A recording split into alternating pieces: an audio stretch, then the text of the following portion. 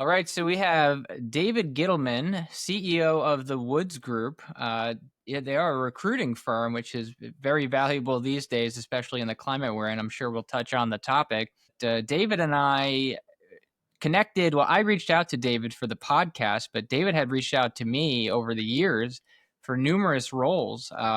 We ended up not working together on the roles. We had some conversations about it via LinkedIn, but ultimately I went a different direction. But I reached out to David because out of all the recruiters that had reached out to me, David was one of the only ones that actually would respond to questions and actually have a conversation about the role. And not only one time he reached out, it was multiple times. So, in a world, we'll say a profession that doesn't always get the best rap, especially over the past few years, I think David is a standout. So, before I go any further, I'm going to hand it over to David to give himself an introduction and a high level on the Woods Group before we jump into it. Daniel, thank you. First off, thank you so much for having me on. I have equally kind words to say about you and dealing with you from the candidate side. Every time that we spoke to each other on the phone, I felt like it was a good interchange of information. Like you were able to give me information about what the trends were that you saw in the UCAS space, as well as just overall industry side. So, as you mentioned, I'm owner CEO of the Woods Group. My father and I started the business over 30 years ago, and I've been and we've done a lot of work in the IT infrastructure space throughout those years, dealing a lot with banks, brokerage houses, as well as the service provider and channel and a lot of other different industries throughout that time. It's a comforting thing to hear the family business doing well years later as I'm starting my own family business now. I mean, my company is Emmett's and ROI, named after my son Emmett, and I hope to be able to tell the same story. I'm pretty confident, and based off the way things are going. But that's good to hear. On the side of the recruiting, I know it can be not so vast, but there are different types of recruiters, and there's headhunters, and they work in different sectors, right? And you mentioned a little bit about the specific areas that you work in, like IT infrastructure and stuff like that. Can you talk? And obviously, I come from the UCAS background, so you reached out about those. Can you talk a little bit about like some of the main areas that you work in and where you see the most success, and then some of the others that are on your radar that you work on in a daily basis, just to frame up sort of the industries for the viewers. Sure. Areas. So to start off with, the UCAS slash telecom market has unfortunately been having a pretty huge decline over the last couple years, and it's gone even more rapidly over the last year. Specifically, I attribute a lot of that to Microsoft Teams and the the infinite explosion of the not needing of a company phone system that you can just plug something into the back of your PC and it's basically plug and play, and there isn't the same need for telecom experienced people.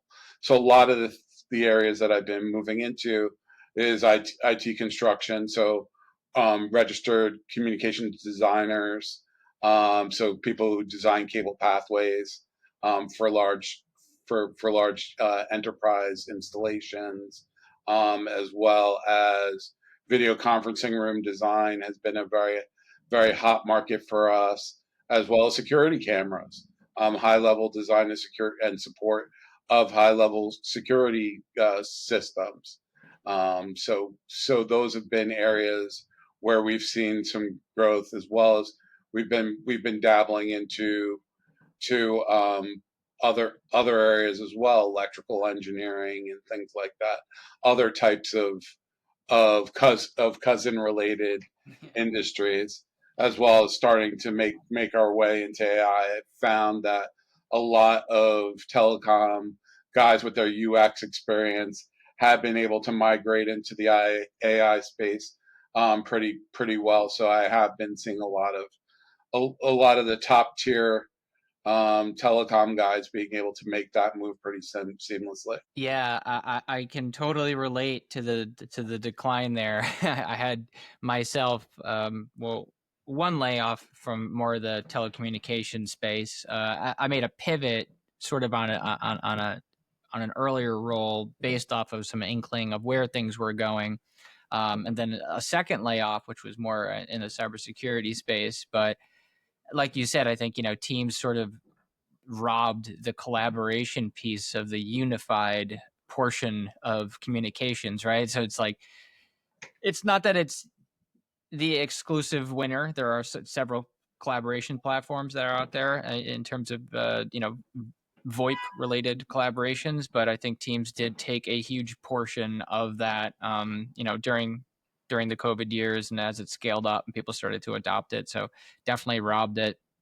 And I think the AI conversation, which I'm sure we're gonna get into, is definitely something that comes along from the communication space, because I think some of the most practical applications of AI that exist right now, outside of I'll say more of the end user practical applications are coming from the communication space. Things like contact center and IVA and IVR, chatbots, and transcriptions and summaries and all that stuff. Those are the most prevalent user experienced AI applications that I've seen today. I mean, there's tons of other ones. I don't want to fray the conversation, but um, before I start getting into like, crazy questionings and stuff, I just wanted to ask you from a high level, where are you seeing, and this may tail into what you were just saying, where are you seeing like the most optimistic growth coming from? Like where are the areas it that you're getting requests, right? Like you're getting requests, is that how it works? You're getting requests from suppliers and MSPs and companies, right? So like what is the hot one, two, or three that are coming in today? Construction, I mean, design, new design of new spaces. I mean, we're seeing an explosion of new buildings going up in New York City, hotels, re retrofitting themselves and Right. utilizing a whole bunch of new technology.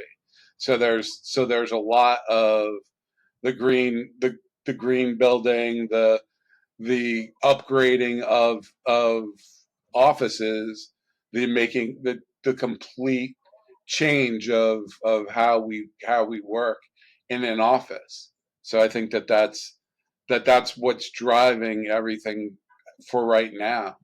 And and from what I've seen, where my clients are. So if you're in the UCAS space, that's the other area that I could see people heading into is IT construction and retrofit and and upgrading of technology Yeah, I overall. mean, to me it makes perfect sense, but it's also a little bit of a question because it's the office spaces that with work from home and the proliferation of hybrid work and stuff like that, there's definitely a lot of downsizing that has happened in terms of the real estate that is required.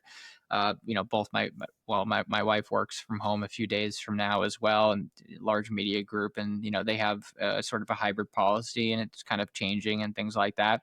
And I could see definitely the need for a lot of the renovations, and then like you said, the way that they're using the space is different, which comes into what you were mentioning earlier about doing like the are these like Zoom rooms and stuff like that? These are like Yes. conference rooms, like intelligent smart rooms that are Oh, more collaborative and work with those work from home type. yeah, more the high level board functioning rooms. That's what we're seeing.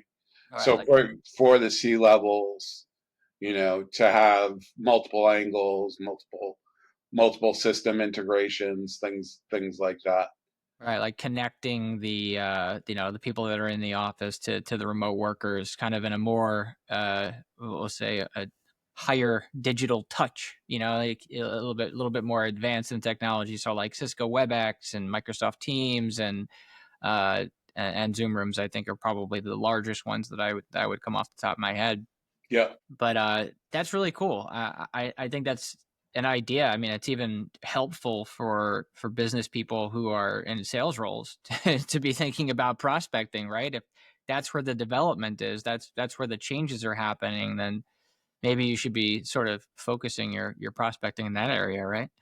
Oh, 100%. I think I think that we are at the beginning of a revolution of what AI is gonna bring to us, and I think that real estate construction is one of the good earlier areas that people are seeing. Okay, we have an idea of what the office of the future is going to look like. We're going to take 50 or 60% less office space, but we're going to make that office space that we have really really nice and really high tech, and we're going to make it so that so that we can drive value and drive value to the firm and pay back for paying back the company for having high tech.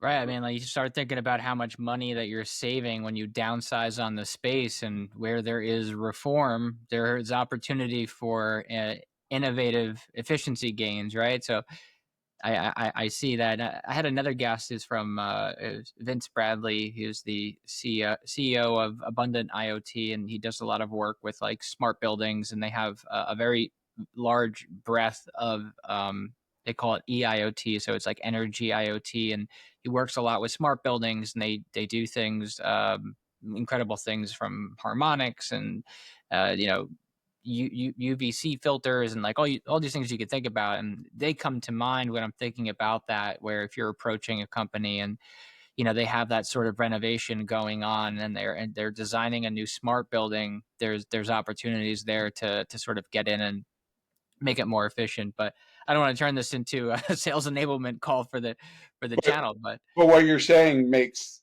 sense. It's when we're talking about physical place where people are and where they work, and you're thinking about so much of it heading away from that. It's kind of counterintuitive to think that construction, design, engineering, is driving a lot of where companies' IT spend is. You would think it was all going into AI, but it's not. right. Yeah, I mean, listen, there's phases to every life cycle of everything, and that I think that's applying based off of what you're telling me, and it makes total sense to the physical locations. And things have changed, right? So Yep. things have to change. They have to adapt to it, and as budgets get relinquished, they get reallocated. Then what are we going to do with it? And I don't know how much of the operating costs are entirely offset. Like I don't know everything about like HR and managing remote employees. If there's some other sort of cost that I'm unaware of, but to me, it seems like there's a massive budget reclaim from not having that physical space, right? Especially in 100%. metro areas that are these large skyscrapers and stuff. And you're saying they're building new construction, though, right? Yeah, I mean it's a lot of new buildings going up in the city, a lot more, a lot, and then so for all the offices that are being converted into apartments, there are still new buildings going up, for a new kind of business that's coming into the world. So let's follow this track a little bit, and from your perspective of things, right? So you're placing people, candidates, into these roles that are obviously sort of on the forefront and kind of hot in the market right now. Like, what are the characteristics, the qualities, and the experience that is setting these individuals apart, that are landing them these roles? I think I think it's one thing is for sure on the construction side. If if you can interface at the sea level with people at the C level, that makes a huge difference. A lot of construction IT guys are get their hands dirty kind of guys, and that's great. But they do not know how to deal with high level business people, and they need to be able to do that. And that's part of the problem. And there's a huge gap in the market right now for people that can do the I'm not saying just the design of the Zoom room, but the actual physical design of the video conferencing room and bridging the IT together with that.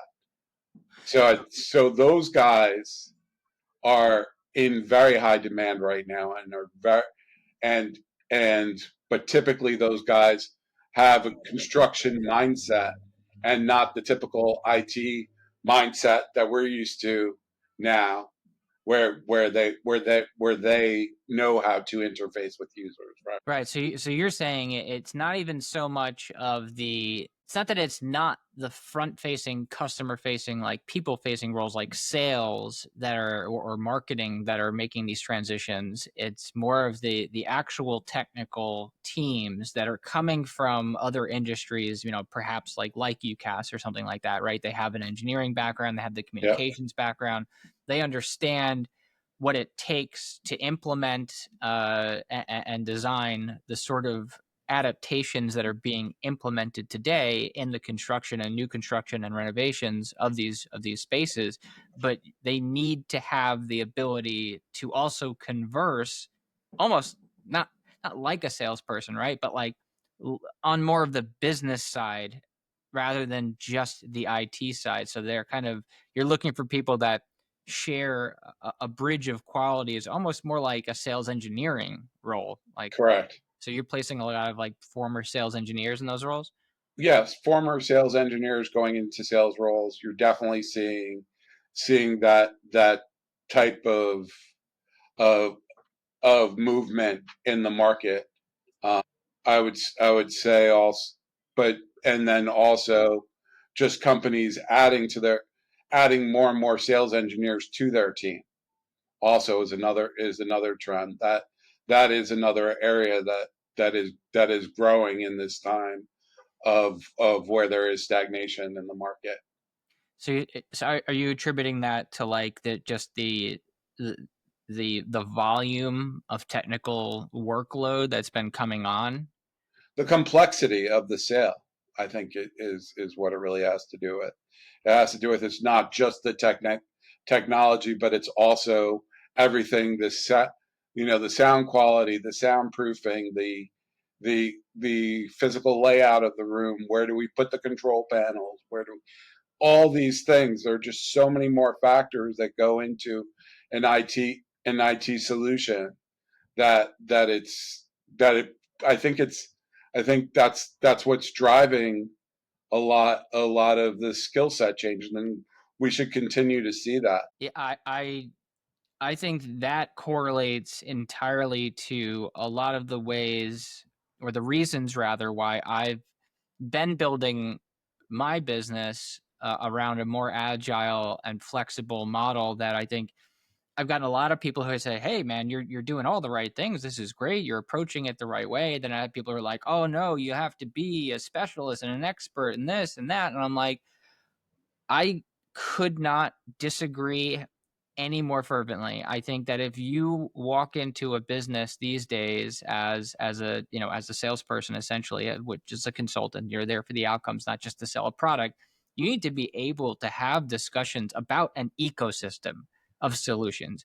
You can't walk in and say, "I'm a, legacy telecom, MSP or whatever it is," and this is not to knock that area. It's just that I think things are changing, and if you can't answer the question of, does this have an API, or does this work with that, or how does this work with X application, or what does this mean to my budget? Do I need to downsize in this area in my tech stack, or can I eliminate this app? Like, there's just so much that goes into the thought process of every technology solution these days, that they're not siloed the way that they used to be. And I think specializing in the ability to understand not just the value and the outcomes that one particular technology, um, solves for, it's being able to understand how they work together. And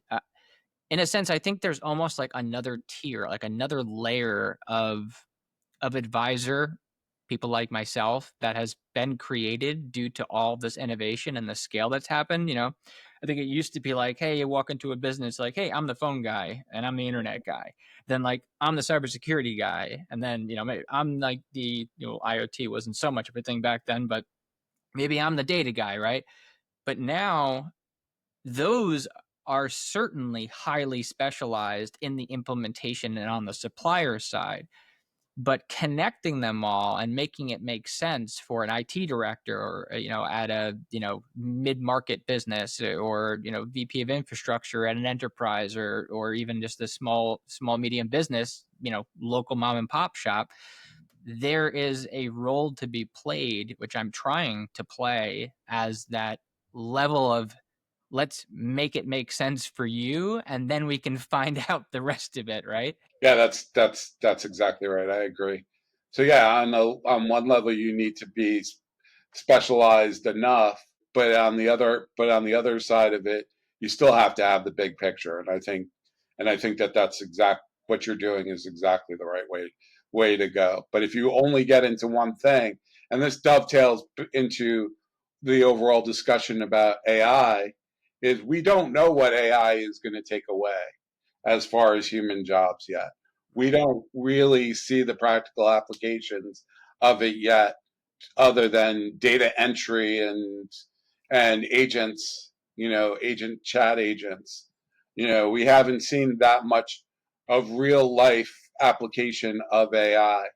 Um, but we will, and we don't know where that is. So the more you should have a plan and be specific about what that plan is, but you also have to be flexible.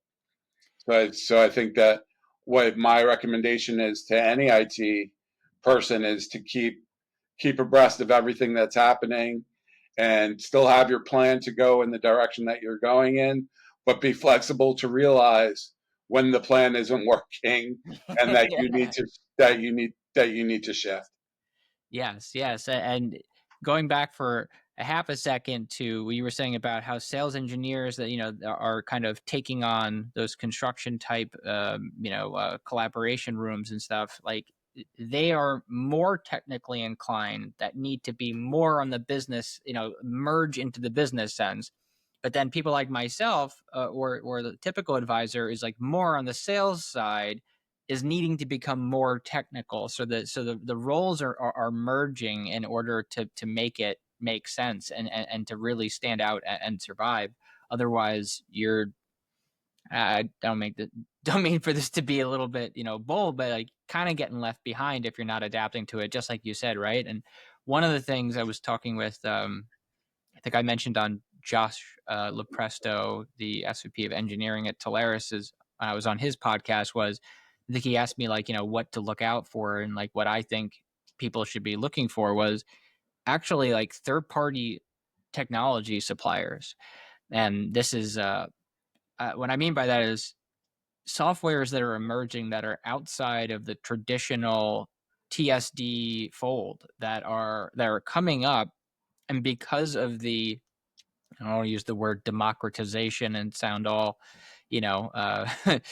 all like uppity about it, but like the ability to create softwares has been so, like the barrier to entry has dropped, and there's so many popping up all the time, and I make it a deliberate part of my everyday to try to stay on top of the things that are coming out, that as an advisor I can a provide value to my clients, and b also get paid on. And to be quite honest, some of these solutions that I'm finding are just as impactful as any foundational technology, whether it's, voice or network or cybersecurity. They have the ability to make a business outcome become achieved for a business. And obviously everybody's in it for something, right? And I'm there to help my clients, but I have to get something out of it as well. But the compensation is also matched. And Mhm. oftentimes these softwares are a lot less intricate to sell than deploying a 30 site, I don't know, whatever, SD-WAN solution where you're working out these policies and all this stuff. Like that could take, 6, 9 months in some cases. Yep. There are equal opportunities in terms of revenue and value that are toggle switches, that are logins and assigning an email, and then just a turn up, and things are happening. And being a little vague here because I don't want to give up too much of my proprietary research, because I just met with a supplier just this morning, and I was giving, and they had just opened up business 2 months ago, and I just found them from my Instagram feed because I'd been subscribing and manipulating my Google cookies to get ads deliberately or at the things I want to Mhm, see. mhm. And I saw an ad and I reached out to them and I'm learning about them. They do something that is directly comparable to a major supplier that is within a TSD fold that almost evaporates their differentiator. And it's not going to, like, crush their business, but it's going to make this transition and create an alternative that is very, very valuable, and it takes 10 minutes to set up, and it's more in touch, which is a very specific thing I also want to ask you about and sort of transition to it. The new generation of users and buyers, even there, we have the great wealth transfer, right? We have something like trillions of dollars being handed over from baby boomers to millennials and Gen Z, and then later Gen Alpha. But they're used to this ease of use and leveraging these technologies. And I want to keep rambling because it's interesting to me. But uh, what are your thoughts on, like, I don't want to say the age, right, but the experience level? Like, are you placing only 30-year tenured, folks, or is it like some No, people who? we're all over the map as far as the people that we're placing. So some of them are in their 20s, and then there are people that have recently retired that have decided they wanted to get back in the game. So we've been fortunate to have to be able to deal with both levels of it. I mean, we I was just having lunch with a friend of mine and his son, and he was asking for some career advice, and a lot of what we've been talking about, being flexible and things like that, have are come into play in the conversation. And I said to the guy, I was like, a lot of people in your generation. He was 23, recent Ohio State graduate, and I said, a lot of people, all the people like you, don't like to talk to people.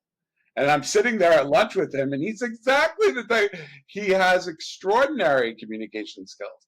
So it shows, like, as a crotchety old, you and I, as crotchety older guys, we're like, oh, this generation, they don't want to talk to people at all.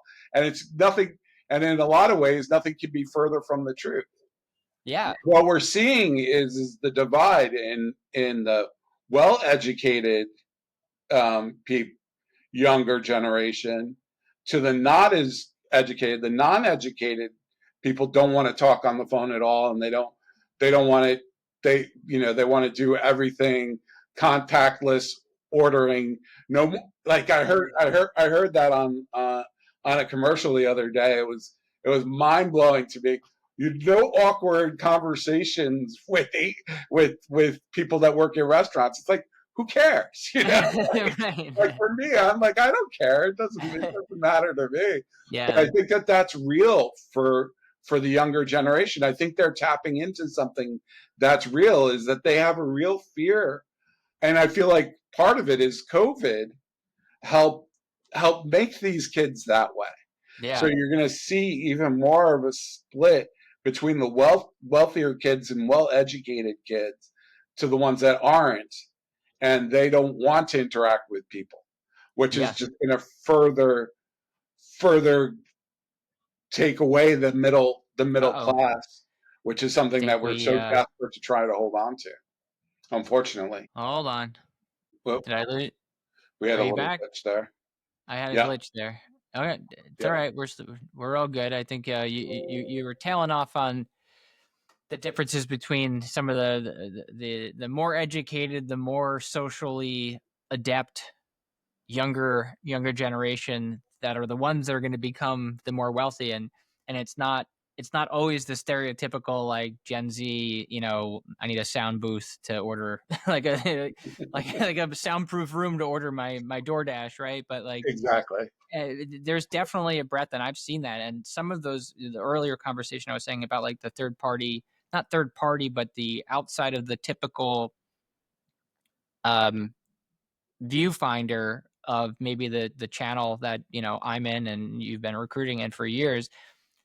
I've been availed to that information not because I'm some random savant, but because I listen to people who are not in it. And I know 22-year-olds that are making 100, 500 grand a month selling things and operating platforms that are not anything that are typically sold in what we're doing, but they're not the typical ones, right? At the same Yep. time, and this is like a side note on social commentary, I've seen a lot of that. Some of those folks are coming from that unfortunate, like, you know, life is like this, right? It's like that. And social media and online, you only see the top points. And I think some of them are starting to fall into the I want the yacht, you know, I want to be going to Dubai and do all that stuff. And while that is motivating for some, and maybe it's not even motivating, maybe it's more of like a vacuum to those who are motivated.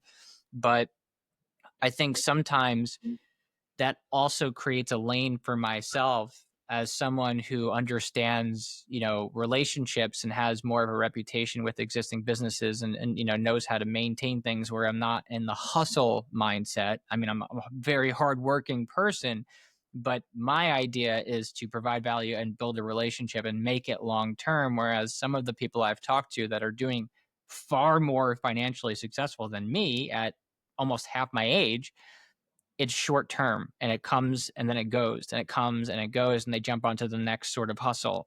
So I think there's like a lane, which is where I'm trying to craft myself, that's somewhere in the best fit curve type middle ground, you know, and work that way, and then potentially partner with some of these people and you know, bring them on and hire them as things develop. If Yeah. I can get them to execute on what they're good at and kind of advanced parenting for my son's age of where it is, right? You know, like you know, I definitely don't know anything, everything, but I know that you know relationships are number one both in life and in business. So it's not all about But the there, money. and then at the same token, everybody's got an iPhone. Everybody can go on vacation. Everybody can do a lot of these things. So you're seeing a lot with the newer generation. They're not as motivated. You know what you think their motivating factor is when we get a young guy who's working in a data center who we think that he'd love to become a project manager. You know that that's a great step in the right direction, and in 5 years he'll be worth a lot more. But the way he's looking at it is that it's going to be a lot more travel, a lot more responsibility, Right. and he's happy just working in that data center because he has a work life balance. So Yeah. he he can still go on vacation and he gets to spend more time with his family. Whereas my parents' generation, they were all about working. They loved to work, Right. you know, and they lived to work, you know, and they got so much of their value of who they were out of working. Our generation is somewhere in between. Well, I think the younger generation will be, you know, there will always be exceptions, but the younger generation is going to be much more mixed. Yes. Yes. And that lends itself even further to the AI adoption. I just saw it was like yesterday or 2 days ago. Robinhood, the crypto wallet, just released cash on delivery. I was like, "What? What do you mean?" I'm like, "What are you gonna do with the cash? You have to spend it afterwards, right? You have to go Yep. somewhere and use it unless you're using it for your delivery driver. But why are you even doing that? Like that whole move. I mean, I could be totally wrong. Could be the next big thing, but I don't understand that at all. But anyway, it lends itself to the AI adoption, right? This younger generation, they're prioritizing, you know, more social time and we'll even say more alone time and less social time outside of their bubble. immediate unit or bubble, we can call it. Sure, sure, definitely for sure. I went to college, my undergrad late. I went to, community college, and I was a little bit of a, I don't want to say delinquent, but I was definitely not as focused or as disciplined as I am now by any stretch of the imagination. So I was there, I dropped out. I was, intellectually capable of doing what I had to do. I just didn't have the discipline. I was in and I was out. Then when I went back, finished the community college, aced the way through, got all the grades 4.0 type thing. And then I went to my undergrad. I went to my undergrad and I was like 26 to I graduated and I was like, did it in 3 years. So it was like 29. Wow. And, the most of my, I was working in retail all throughout that, but most of my, peers were significantly younger than me, and it wasn't like a 45 to like 18 age gap. It was 26 to like 22, but there was a noticeable difference of how things were done and the work ethic and like what they like, where I was like, hey, what else can I do and like make sure I get this grade or whatever. Not that grades are that important. It was more like developing the work ethic of how to achieve those grades, which translated to my career. And most of the success came from application, not intelligence, right? Versus people who are like, how can I get an extension and how can I get out of this? And that's not fair. And I'm like, ooh, this is going to be rough for you when you hit, the exit. There's, when you start working at Oracle or whatever, you're going to be coming out regardless of whatever, your major is. There's no deadline extensions. You've got work to do and it's coming out. So, but I was saying all that because I think they're going to be the ones who are adapting AI the most. And I Yeah. think that's going to only act as an accelerator or an accelerant rather to uh, all of the AI adoption, which is going to, cascade and impact everything that you're seeing, plus everything that the people who are watching this, who are in roles that either may be at risk or are just trying to cover their bases, or employers who are trying to get a little bit of insight are, gathering information about what you're seeing in terms of the market. Yeah. I mean, we touched a lot in a pretty short amount of time. We did, and we are coming up on exactly the minute of three Yeah. o'clock. I know we did schedule for that, so I want to be respectful of your time. I had a great conversation. I loved having you on. I Thank you so much. absolutely hope to Same here. have you on again at some point. I know it took us a while to get here, but Yeah. any closing remarks or message to the audience, or even No, open I mean, roles that you may have? I don't know. yeah. I mean, if you're interested in having a conversation with me. Anybody who's watching this, if you want to reach out to me, if you need advice on your resume, if you need career advice on what direction you want to head in, feel free to reach out to me. Anybody that's I'd be happy to spend a few minutes going through and giving you some generalized advice on what areas you should be looking in if you're looking for a new opportunity, as well as if you're hiring people. I've got some really good people that I'm working with, and no, thank you so much, Daniel, for having me on. This venture seems very exciting, and I look forward to working with you more moving forward. So. I will have roles that will need to be filled at some point, and you are my go-to guy.